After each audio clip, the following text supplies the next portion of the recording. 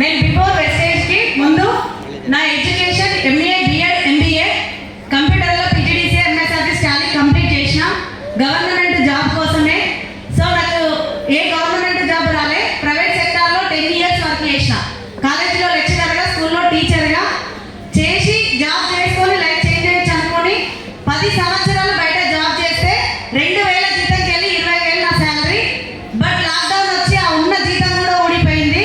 ఆ టైంలో నాకు ఈ గొప్ప ప్లాట్ఫామ్ని పరిచయం చేసిన మై గ్రేట్ లీడర్ ఇవాళ నెట్వర్క్ మీదే క్లారిటీ ఇస్తూ ఎన్నో లక్షల మందికి మాలాంటలకు ఆదర్శంగా నిలబడ్డ my great leader D U C D mister Saidul sir గారు.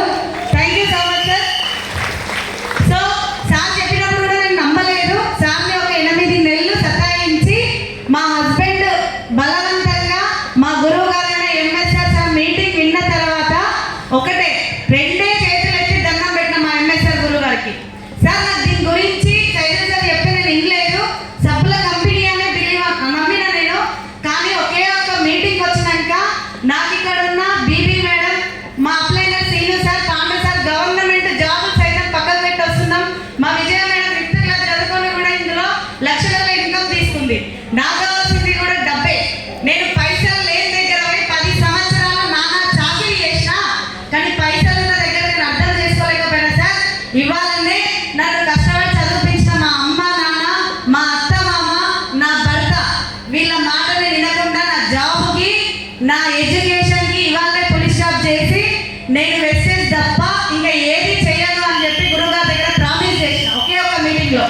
సో నేను ఆ రోజు థ్యాంక్ యూ, ఆ రోజు సైదుల్ సార్ కోసం జాయిన్ అయ్యి నేను ఆయిల్ తీసుకుంటే నాకు పడ్డ ఫస్ట్ ఇంకా 11 రూపాయలు. ఎక్కడైతే ఎంఎస్ఆర్ గురువు గారు మీటింగ్ నుండి డిసైడ్ అయ్యి ఇలాంటి బూట్ క్యాంప్కి వచ్చిన తర్వాత ఉన్న గ్రహాలన్నీ పోయి ఇలాంటి సక్సెస్ అయిన లీడర్ మాటలు విని ఇలాంటి బూట్ క్యాంప్ నాకు ఎంతో ఆదర్శంగా నాకు ఒక ప్రాణం పోసింది. సో అదే బూట్ క్యాంప్లో డిసైడ్ అయిన 2.5 సంవత్సరాలు నేను మిస్టేక్లో నా జర్నీ. ఇవాళ నెలకి నా ఇయర్స్ ఇన్కమ్ 2,19,000 తీసుకుంటాను. మేడం ప్లీజ్ ఫోన్లో ఎవరు తీయకండి, అది తీయగానే స్టోరేజ్ ఎక్కువ డిలీట్ చేసిపోతుంది. మనకి ఇందులో పడాలి, ఇందులో పడితే ఏం చేస్తే వస్తుంది. ఏం మాట్లాడాలి నా గురించి అంత వీడియో తెలుసు. ఇప్పటిదాకా ఇక్కడ నిలబడి చూసినా స్కూల్ ఎప్పుడు రియోపన్ 12వ తారీఖు టీచర్ అమ్మ మాట్లాడింది, ఆయమ్మ స్టూడెంట్ హౌస్ వైఫ్ ఓకేనా, పేషెంట్ కూడా అంట. వీళ్ళందరూ కూడా ఒకే స్టేజ్ మీద మీ ముందు నిలబడ్డారు. క్లాస్ కొట్టొచ్చా లేదా?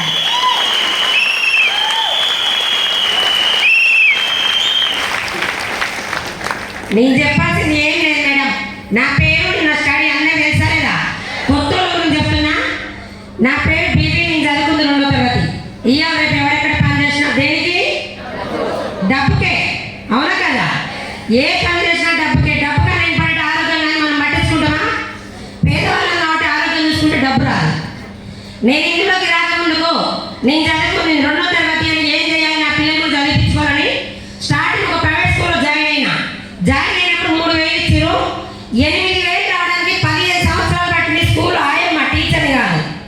నర్సరీ పిల్లల దగ్గర ముందు ముట్టు కడుకుంటూ 15 సంవత్సరాలు చేసిన. ఏ దేవుడైనా శాపాలు ఇవ్వడు, పాపాలు ఇవ్వడు, అవునా కదా? ఒక అవకాశం మాత్రమే మనిషి రూపంలో వస్తుంది. నేను ఈ రోజు ఇక్కడ నిలబడడానికి కారణం ఎన్నడూ కూడా ఏ రోజు స్టేజ్ మీద ఏడవని మన తారా ఫంక్షన్ హాల్లో 2000 కంపెనీ యానివర్సరీ రోజు నాకు అనుకోకుండా స్టేజ్ మీదనో ఆ ఏడు పాగలే. ఎందుకంటే నా స్థాయి ఏంటి, నేనేంటి ఇక్కడ వస్తున్నారా? ఒక పూట భోజనం పెడితే మనం చనిపోయినాక మర్చిపోమేవాడిని. మరి అలాంటి అవకాశం ఇచ్చిన వాళ్ళు మర్చిపోతామా?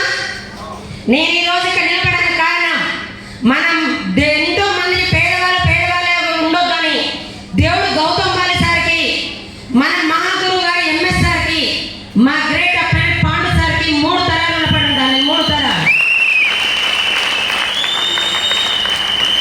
పాండు సార్ మా రూట్ కండక్టర్ ఎన్నోసార్లు చెప్పిండు, నేను ఇలాంటి ఈవెంట్ సార్ అని చెప్పిన. ఒకరోజు నాకు బస్ ఆపకుండా పోతే ఆయనతో నాకు గొడవ ఎందుకు, ఒక రోజు బలవంతంగా ఒక మీటింగ్కి వచ్చిన. మీటింగ్లో ఒక లీడర్, ఇలాంటి లీడర్ అందరూ